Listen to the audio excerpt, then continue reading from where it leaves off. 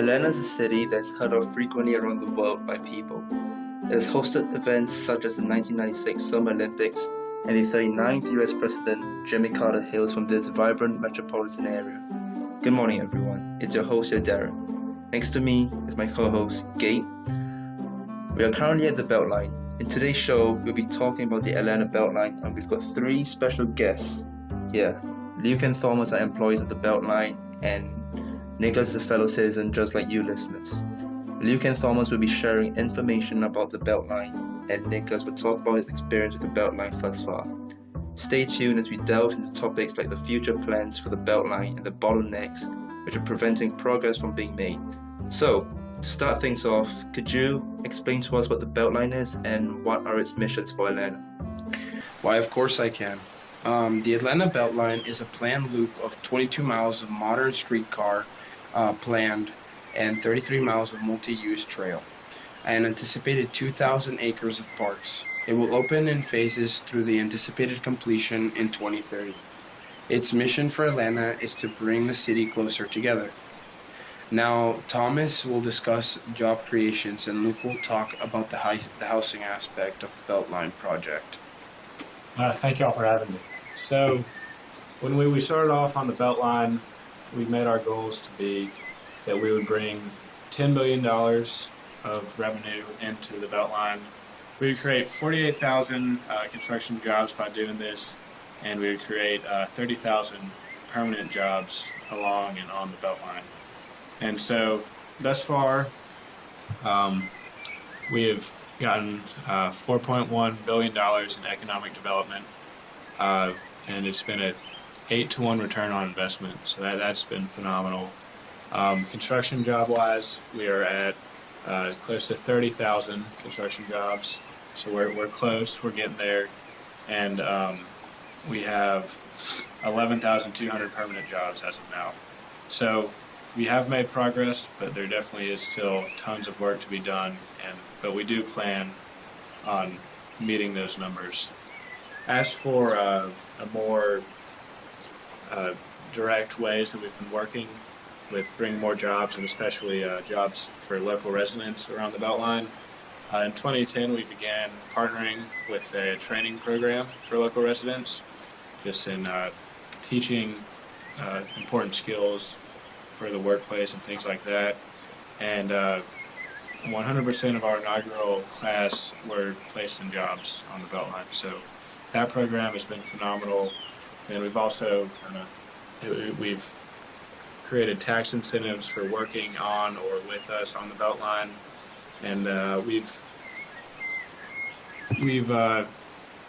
also created a Beltline Equitable Development Plan, which also will promote neighborhood employment. And so this is a policy that we have in partnership with the Atlanta Workforce Development Agency that benefits employers for hiring locals for their programs. As for current offices and retails, with everything is blowing up on the Beltline. Things are going great. One example, we have dentistries, the Inman Park Dentistry. So Dr. Alex Rodriguez, he is not only the dentist there, but he is also one of the Beltline artists who has done many great murals along the Beltline. Monday Night Brewery, which has been very successful, is located on the Beltline. And then just a myriad of restaurants that are all very successful are also on the Beltline. Right, thank you, Thomas. So now, Luke, talk us through your housing plans and what is future plans for Atlanta. Thanks for having me. So you guys heard Thomas how the job creation is going pretty well, but the housing kind of taking a big hit. George Tech students in professional distributions, and they found that the land pricing is rising rapidly in all the houses, which is kind of a big problem. Our goal is by 2030 we're supposed to have 5,600 affordable houses and condos, but recently we are only at 785.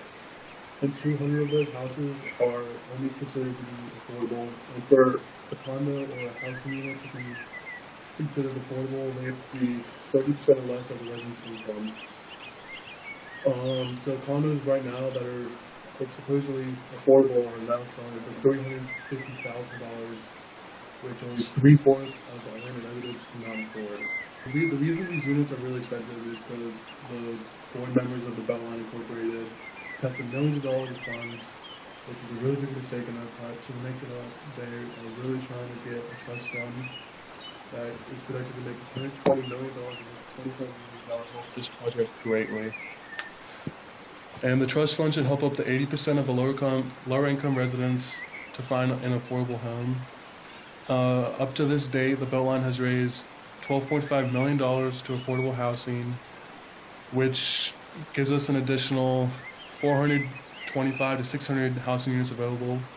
And the more ideal places for these affordable houses is the southern part of the Beltline. That's where a lot of the lower income residents reside. So right now, we are almost done with that, and there are currently 822 affordable housing units in that area to this date, which our goal in the south is to have about 1,250.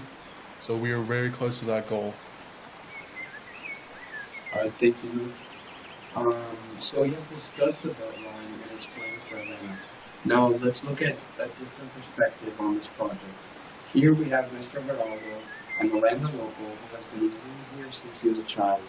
So, Mr. Geraldo, tell us a bit about yourself and what was life like before the Beltline came about, and how Atlanta has involved in it since the Beltline came about. Hello, thank you for having me. So, growing up in Atlanta was a very unique experience because this city is very different compared to other cities in America. It has a very spread out nature, and because of this, it's not as compact as other cities might be. So, because of this spread out nature, public transportation and accessibility has always been an issue throughout the city. So this was first solved through MARTA, which came about in the 1970s, and it provided the first public transit system in the city's history. And while it provided a much needed lifeline for many of the city's people, it was not expansive enough to cover all the areas that people might need. So several dead spots appeared around the city, and for those living near them, it was very tricky to get around without having a personal car. Okay, so compared to your lifestyle pre-Beltline, how would you say your lifestyle has changed now that the Beltline's been partially built? And what does the future hold for this project? Do you see it as a step in the right direction, or is there anything we'll see in the future? Sure. I think one of the biggest changes that has come about with the Beltline is the revival of the human factor in the city of Atlanta. As I said before, Atlanta is a very spread city, so with most people taking public transit or personally owned vehicles to get about, there's not a lot of people walking around biking or just in the streets in general. So this Beltline has sort of revived that aspect of the city, and now it's more of a lively city, and you can really see the people going out and about. So for me personally, I'm now retired, so I don't need it to get to work, but I can easily see how back when I was working, this would have been very helpful combined with MARTA, and it probably could have saved me a lot of time and money compared to driving to my job every day. And for me now, I use it for occasional bike rides, and I also take walks and just use it to go to like the grocery store and just my common day, everyday routine. And but another aspect it has brought about concerning the community is that it has given the community a nice sort of corridor or a nice public space that anyone can use for types of festivals or get-togethers. So you can really see the community coming together throughout the Beltline and using the space that it has been given. And the last thing is, as the Beltline is completed, this will only increase the amount of people you see around and the benefits of the project. So this can only increase throughout time and until it's completed. Right, thank you very much, Mr. Geraldo. Last weekend, we were on the streets of Atlanta to get an interview from a passerby.